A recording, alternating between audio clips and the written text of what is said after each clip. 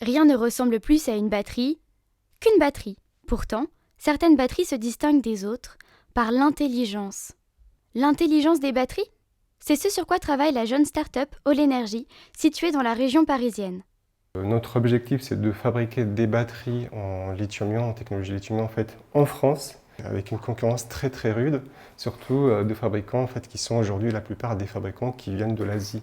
Quand on parle de batterie lithium-ion, on commence d'abord par la cellule. C'est un élément élémentaire qu'on va assembler ce qu'on appelle un assemblage série parallèle pour former le pack batterie. À l'intérieur de ces batteries, il y a du lithium, qui n'est pas une ressource rare. Pour augmenter les performances, des composants rares et parfois polluants sont associés au lithium.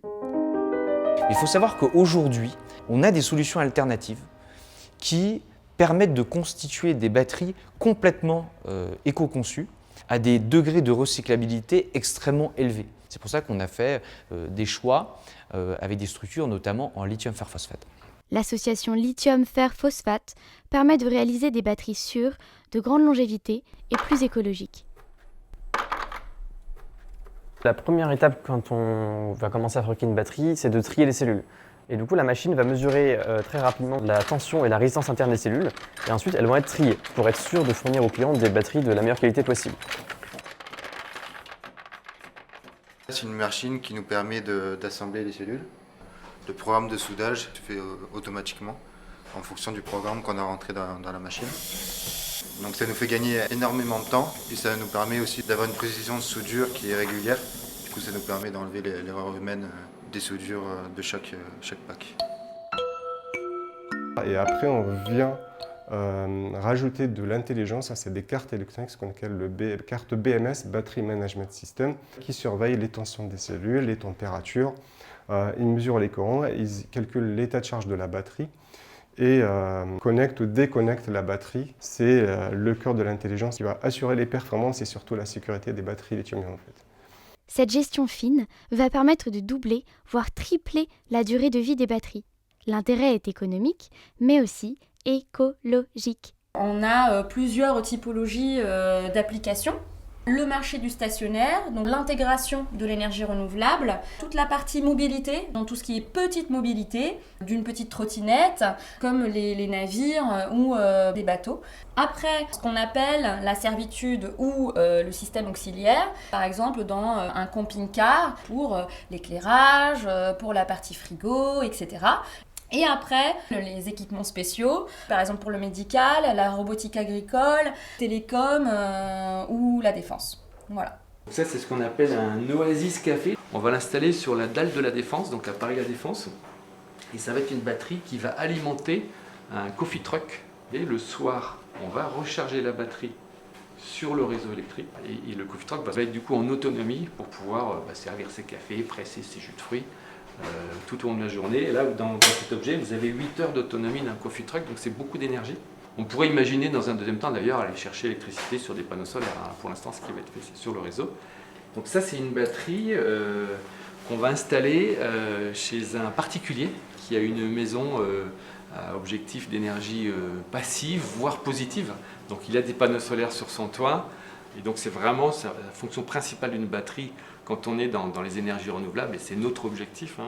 On peut imaginer au fin fond d'un petit village, quelqu'un qui va utiliser un frigo avec une batterie et un panneau solaire. Mais on travaille également sur des projets d'électrification de villages entiers dans un pays en Afrique. Et donc ce genre de projet-là, ça donne un peu les étoiles dans les yeux, donc c'est pour ça qu'on est là. La maîtrise de nombreuses technologies, dont les énergies renouvelables, passe par la maîtrise des batteries. Évidemment, on ne peut pas fabriquer une batterie générique qui aurait des réponses à toutes les applications. Le véhicule électrique, le bateau, les énergies renouvelables, le bâtiment connecté, le réseau électrique intelligent.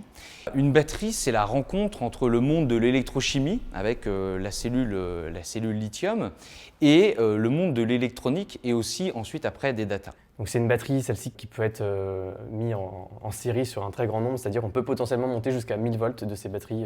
Et c'est des batteries qui ont un BMS qui a la particularité d'être communicant et qui peut transférer, soit avec fil ou soit même sans fil, des informations. Et du coup, toutes les batteries peuvent communiquer ensemble pour travailler ensemble.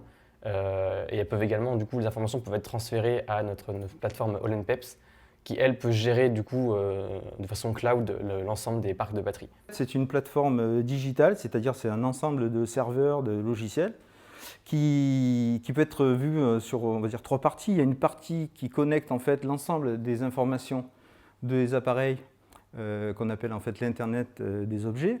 Ensuite, il y a une partie de gestion des données et d'optimisation. Donc la batterie, elle va peut-être décider de charger maintenant, de décharger jusqu'à un certain niveau, de ralentir son fonctionnement. Et c'est comme ça qu'on arrive à augmenter l'ensemble des performances de la batterie dans le temps. Et puis il y a une autre partie qui est évidemment envoyée vers les utilisateurs. Ils veulent savoir par exemple si leur batterie elle fait le bon job au bon moment. Ils veulent savoir en fait si leur production solaire en fait, permet d'économiser de l'énergie et donc de l'argent sur leur installation. Et ça permet en effet d'avoir effectivement une forme d'apprentissage qui dépasse en fait les capacités humaines. Et donc, toutes les batteries finalement réparties sur le globe vont garder un lien entre elles via notre plateforme de supervision digitale et ensuite vont bénéficier de l'apprentissage qu'on aura fait sur les différentes batteries réparties dans le globe. Les batteries ne sont pas toujours individualistes. Elles peuvent aussi fonctionner collectivement. Alors, elles ne sont pas intelligentes ? Finalement, la finalité, c'est quoi ? C'est qu'on va proposer moins de batteries chez All Energy que peut-être d'autres fabricants. Et donc, on peut diminuer les coûts et amener des systèmes qui sont de très grande qualité et largement compétitifs face aux concurrences, notamment asiatiques ou américaines. Ça, c'est un peu la réponse française à ce marché qui est quand même extrêmement important d'un point de vue souveraineté énergétique. C'est une question d'indépendance. On ne peut pas laisser la valeur de toute notre industrie de demain parce qu'on a lâché les systèmes de stockage d'énergie. All Energy a été distingué à diverses reprises, et même par le président de la République. Et pour aller plus loin, un projet, l'Airbus des batteries. Nous devons travailler tous ensemble pour assurer le monde industriel, énergétique et digital de demain.